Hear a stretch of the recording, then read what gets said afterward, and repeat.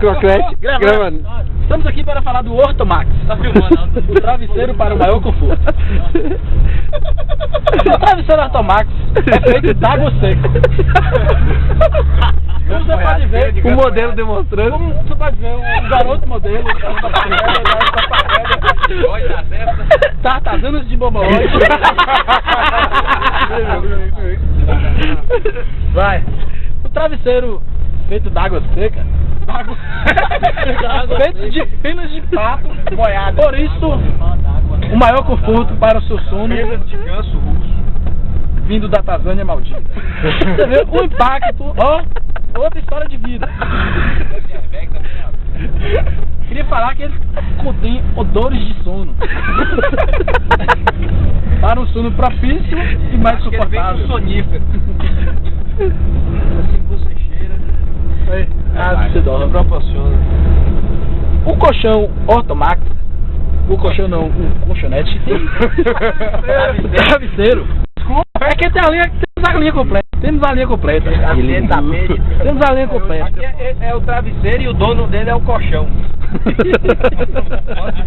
Viu? Nosso colchão d'água seco. E o dono vem com o rolão. O rolão pra dormir. Colchão. Do colchão aí, ó, os palhaços. Você viu? O travesseiro feito de gordura vegetal. Muito macio e muito propício para um bom sono, né? Você pode ver poucas pessoas do mundo possuem esse colchão d'água seco.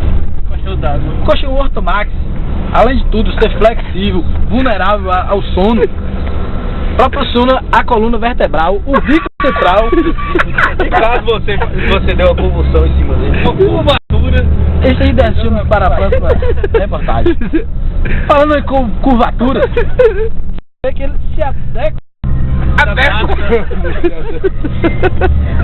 A coluna da gente fazendo o maior conforto, a barriga para cima, o abdômen para baixo, estabilizando os órgãos sanitários da gente.